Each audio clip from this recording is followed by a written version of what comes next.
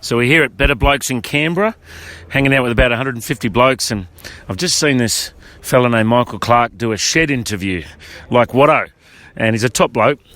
Michael, tell us a bit of your story. Where are you born and raised?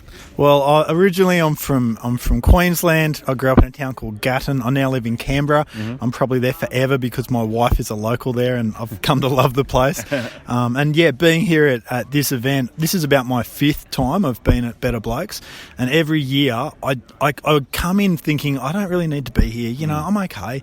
But I always walk out going, thank goodness I came. I've just realised I'm not the only guy who faces these challenges, you know.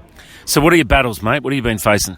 I think the battles that I feel like I'm really starting to conquer, the first one is, and then some that I haven't conquered yet. The first one is I've always felt like I don't fit in socially. And, you know, you could ask any of my friends and they'd say that sounds ridiculous.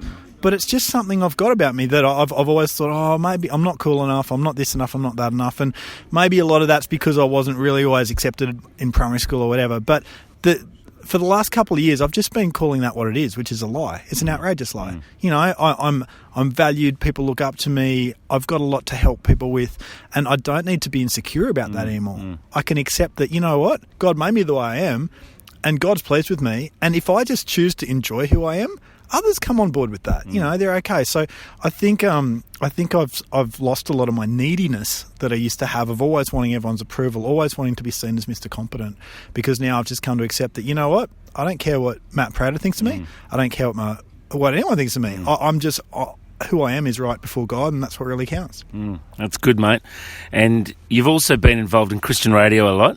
What do you think of the potential to reach people through Christian radio is? Yeah, I'd love to see everyone who's listening to this just share on Facebook or somehow with their friends that this sort of show, because this is a way that people who will never experience real, genuine testimonies get to hear it. And it doesn't necessarily need to be this show, it can be any show.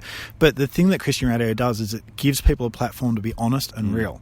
And it's like, as Christians, we need to have a voice. And if we don't have a voice, the rest of the media is just going to drown us out with stuff that's unhelpful.